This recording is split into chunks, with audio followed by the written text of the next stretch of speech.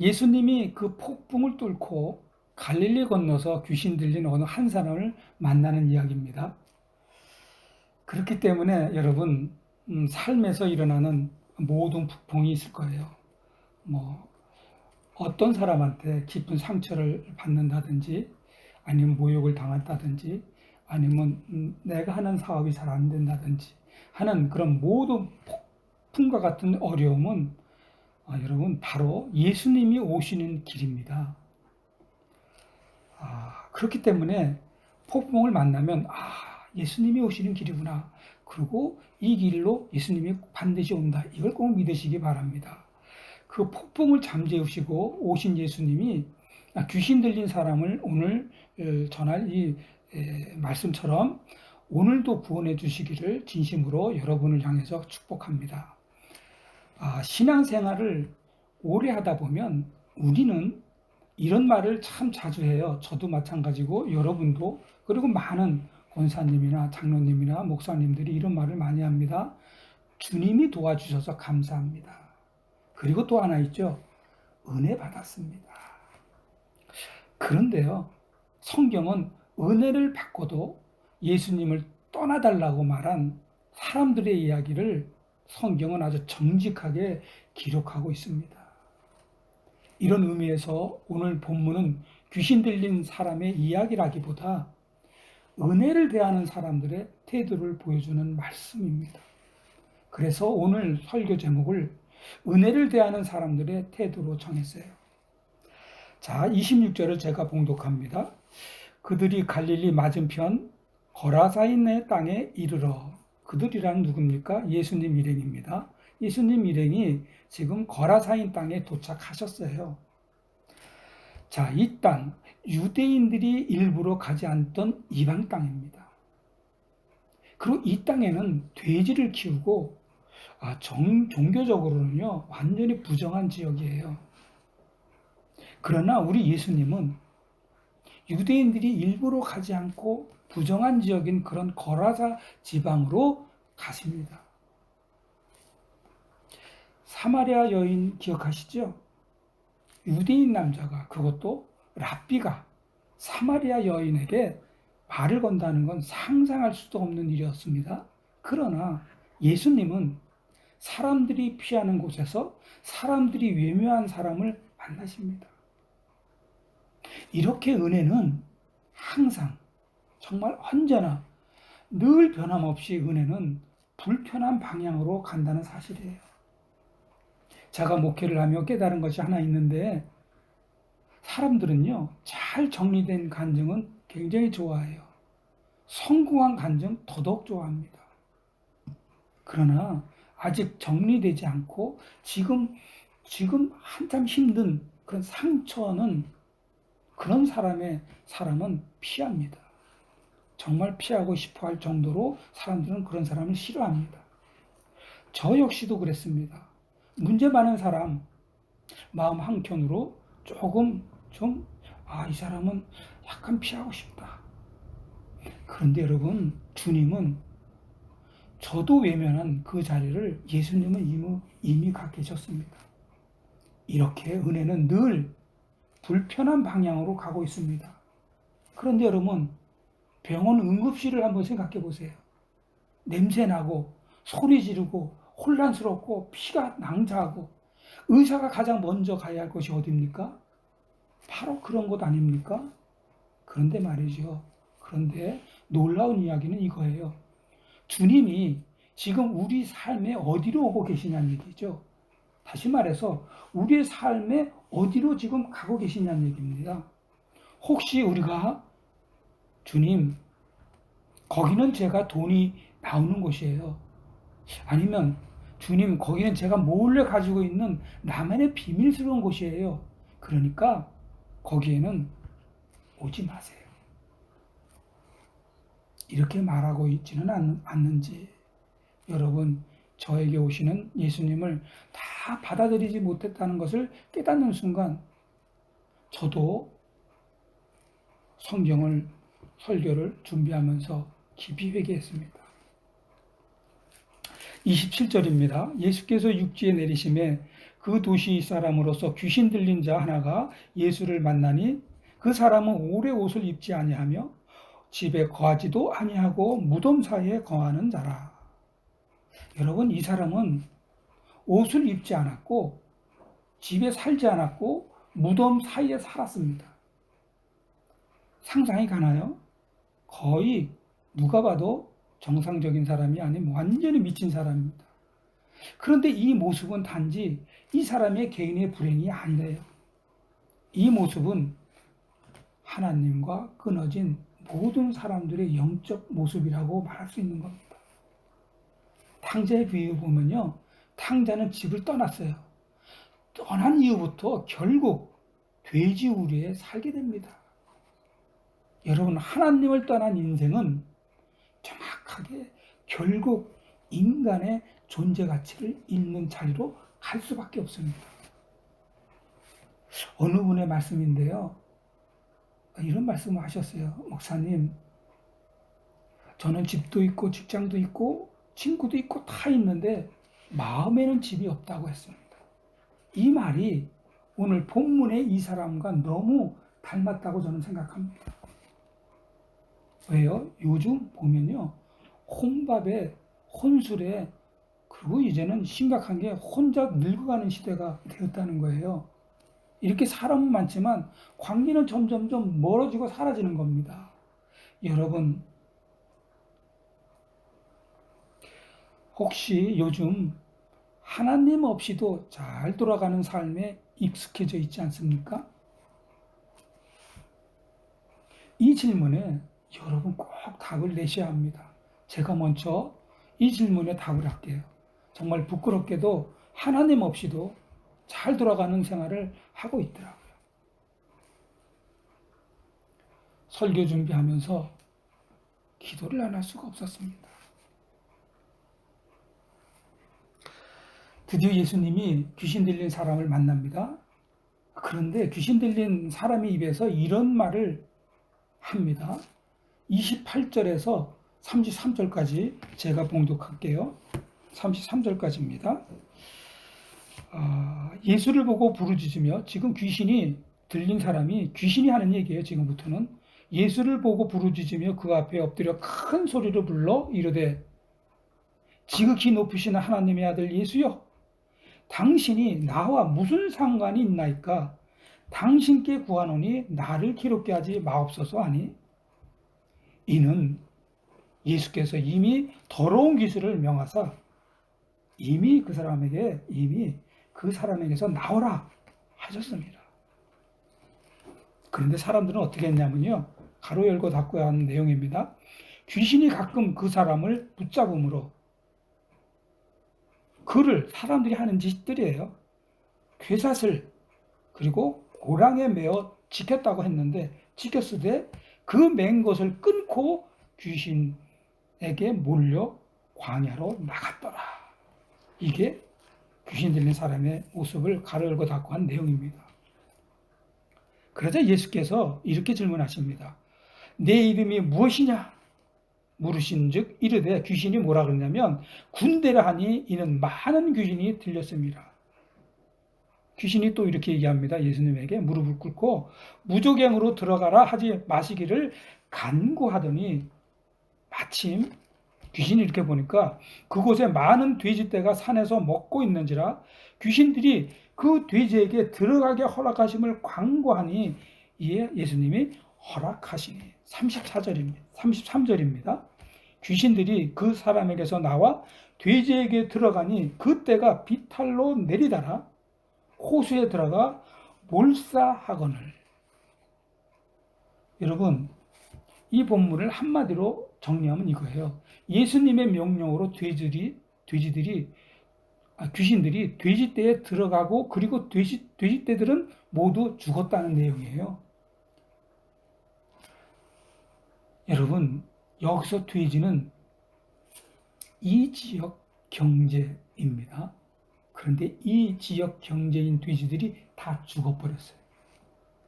이 지역 경제가 흔들릴까요? 안 흔들릴까요? 잠시 흔들릴 정도로 경제가 흔들렸다는 겁니다.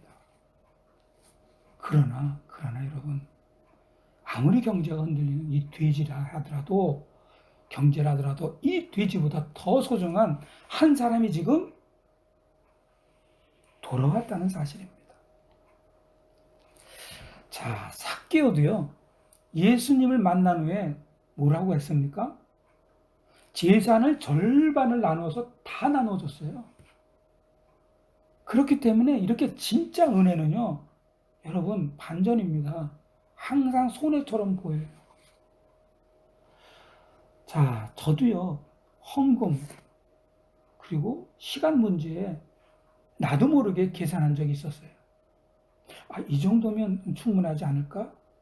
그런데 여러분, 주님은 항상 제 계산, 나의 계산을 넘어서는 자리로 저를 부르셨다는 사실입니다.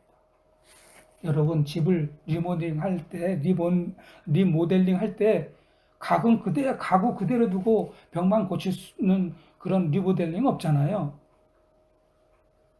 다 꺼내놔야 되잖아요. 그래서 은혜는 인테리어가 아니라 기초공사라는 사실입니다.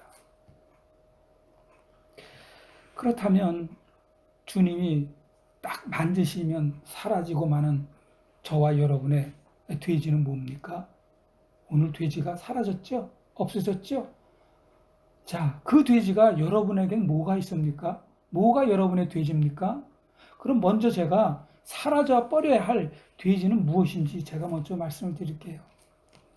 이런 거예요. 이 정도면 되겠지 않은 안일한 돼지가 저에게 있더라고요. 큰 변화 없이 굴러가는 생활이 있어요. 정말 저는 변화가 별로 그렇게 좋아하는 사람이 아니에요. 그 변화는 싫고 지금 이대로 유지하자, 이런 목적이 되어버린 신앙이 저희의 돼지가 아니었나, 이렇게 반성해 봅니다. 그리고 주님은 나와 늘 함께 계시거든요. 그러나 나도 모르게 결정을 늘 내가 하는 그런 돼지가 있더라고요. 또 한 가지 더 얘기하면 체면이라는 돼지가 저한테 있더라고요. 예를 들어서 제가 정장이 조금 어울리는 편이에요. 근데 겉모양을 최대한 멋을 내는 것처럼, 겉모양은 기도 많이 하고 누가 봐도 목사니까 신앙이 또 깊어 보이지만 사실은 신앙을 게을리하게 하는 돼지가 저에게도 있더라고요. 이런 나의 고백 때문에 설교 준비가 조금 어려웠습니다. 그럼 여러분, 가족 여러분, 여러분의 돼지는 무엇인지 좀 생각해 보세요. 그 돼지 같은 그 돼지를 예수 그리스도의 이름으로 쫓아내시고, 여러분의 돼지가 차지했던 그 자리에, 어떤 자리에? 기도가 없고 성경 읽기 잘하지 않고 화잘 내고 남의 이야기 안 듣고 자기 이야기만 잔뜩 하는 그곳에 예수님을 초청하시고 모시고 그렇게 사세요. 아멘. 그리고 예수님과 동행하시는 여러분이 되시길 진심으로 바랍니다. 아멘. 자, 이제 34절에서 37절을 제가 봉독합니다. 34절, 치던 자들이 뭐냐면 돼지 치던 자들입니다. 돼지 치던 자들이 그 이루어진 일을 보고, 돼지떼가 전부 다 죽은 것을 본 거예요. 놀래가지고 도망하여 성내와 마을에 알리니, 이게 어떻게 막 그러니까 주인들한테 가서 이제 얘기한 거죠. 성내와 마을에 알리니. 35절입니다. 사람들이 그 이루어진 일을 보러 나와서 정말이야? 그리고 사람들이 뛰쳐나옵니다. 그리고 예수께 이르러 귀신 나간 사람을 이렇게 봤어요. 그랬더니 귀신 나간 사람이 옷을 입고 정신이 온전하여 예수의 발치에 앉아 있는 것을 보고 두려워하거늘, 귀신 들렸던 자가 어떻게 구원받았는지를 본 자들이 그들에게 이르매. 37절에 이렇게 말합니다. 기가 막힌 말이죠. 거라사인의 땅 근방 모든 백성이 크게 두려워, 이건 괜찮아요. 두려워하여, 그리고 뭐라고 말했냐면 예수께 떠나가기를 구하더라. 그러자 예수께서 뭐 어떻게 하신 줄 아세요? 예수께서 배에 올라 돌아가실세.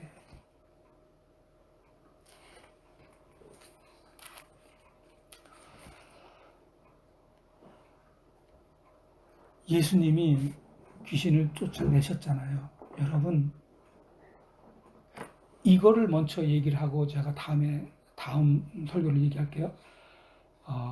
귀신은요, 하나님을 찬양하던 천사가 배신을 해서 하나님 배신 때려가지고요, 지상으로 쫓겨난 천사들이에요. 베드로후서 2장 4절을 제가 봉독할게요. 하나님이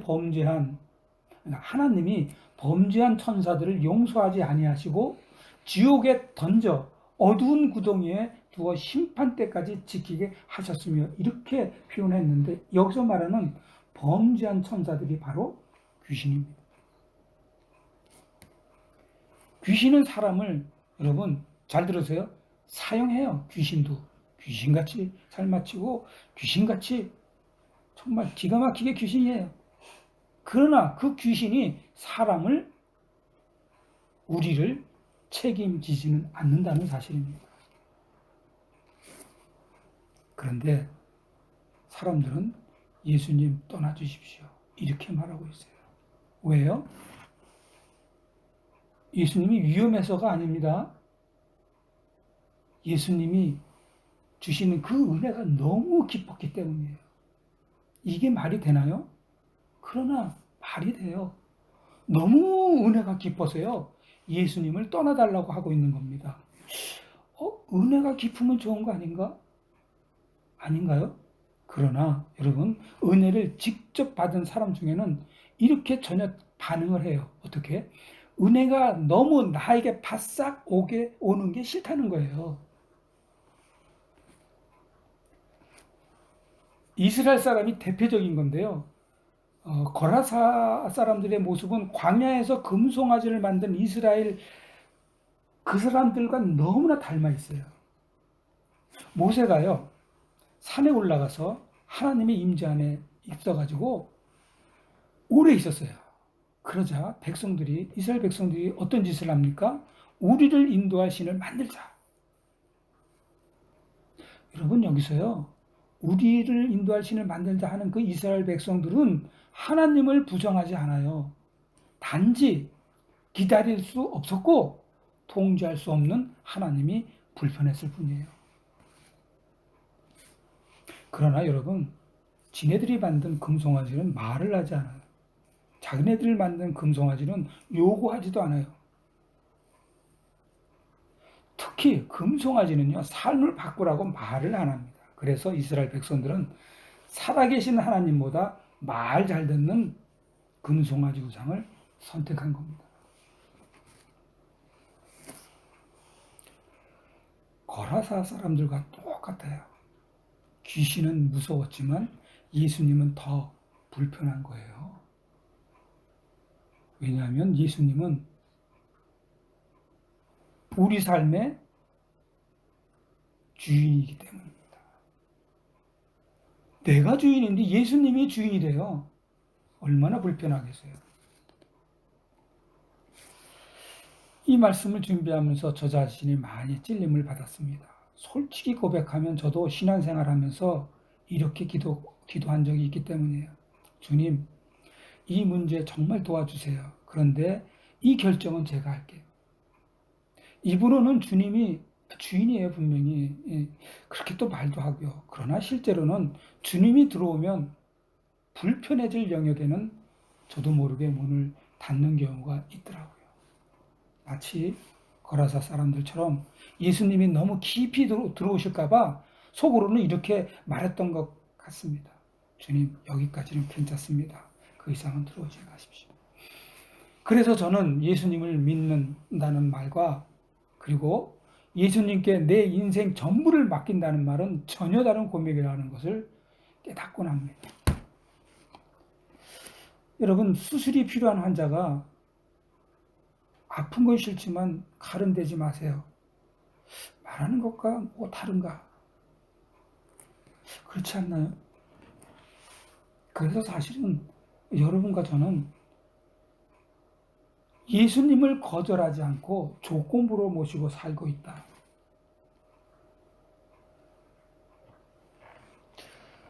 38절, 39절 마지막 절입니다. 귀신 나간 사람이 함께 있기를 구하였으나 귀신이 나갔어요. 얼마나 좋겠어요. 멀쩡하게 있기만 하면 괜찮은데 귀신 들어오면 힘들고 그것도 군대 귀신이 들어왔으니 얼마나 힘들겠어요. 그래서 귀신 나간 사람이 예수님한테 뭐라 그러냐면 함께 있기를 막 구하는 거예요. 그런데 예수님께서 그를 보내시며 이르시되 39절입니다. 뭐라고 말씀하시냐면 집으로 돌아가래요. 하나님이 네게 어떻게 큰 일을 행하셨는지를 말하라. 예수님이 이렇게 말씀하셨어요. 하시니 자, 그가 어떻게 했습니까? 싫어요. 아유, 난 끝까지 내 집에 어떻게 갑니까? 절대로 못 갑니다. 하지 않고 그가 가서 예수께서 자기에게 어떻게 큰 일을 행하셨는지를 온 성내에 전파하니라. 대단한 분입니다, 이 사람.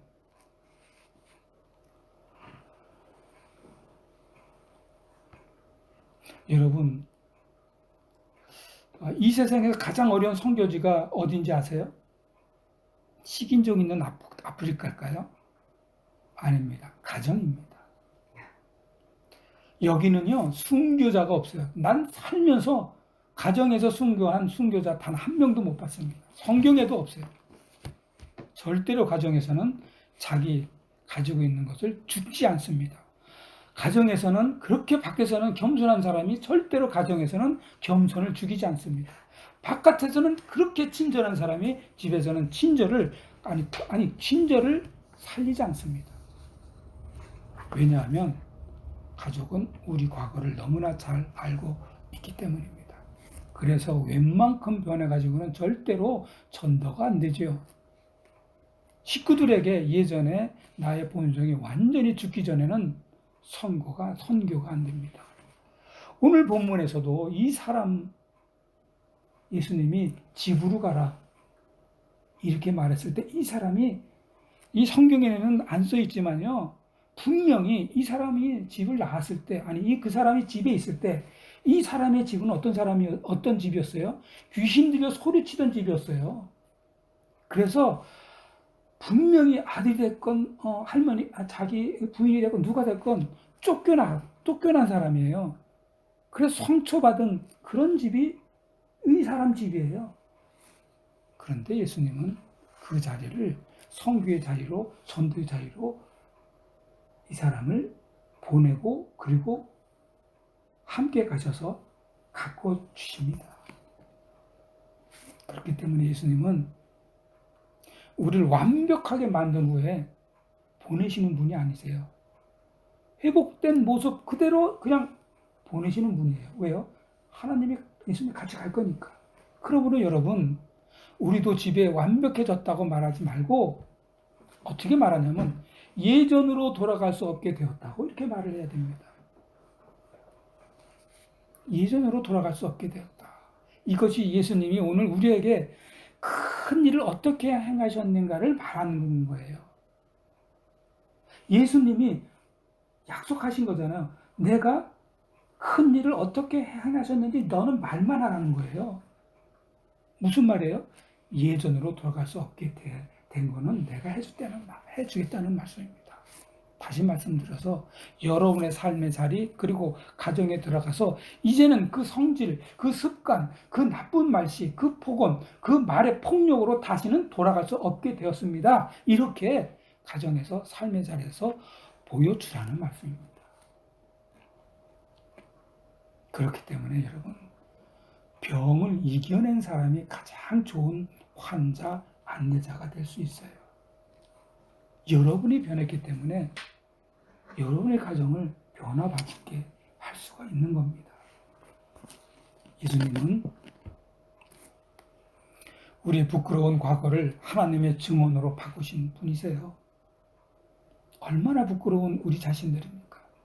그런 부끄러움을 하나님의 증언으로 바꾸신 분이 예수님이세요.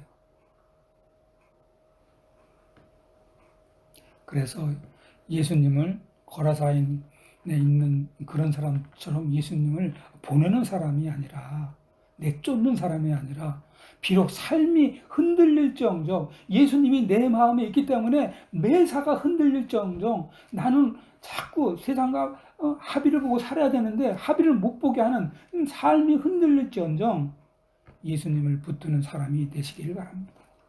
아멘.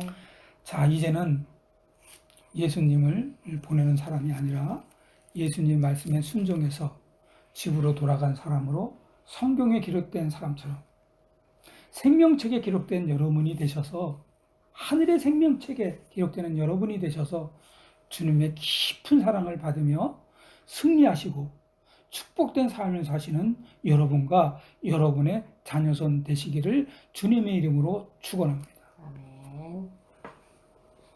다 같이 기도하겠습니다. 하나님 아버지, 우리가 예수님께 은혜를 받으면서 살고 있습니다. 그런데 저희들의 태도는 주님이 깊이 들어오는 것을 정말 불편해하고 두려워합니다. 오늘부터 더 이상 주님을 보내는 그런 사람이 되지 않게 하여 주시옵소서. 이제는 우리의 삶의 주인으로 주님을 모시며 살 수 있도록 주여 역사하여 주시옵소서. 아멘. 예수님의 이름으로 기도합니다. 아멘.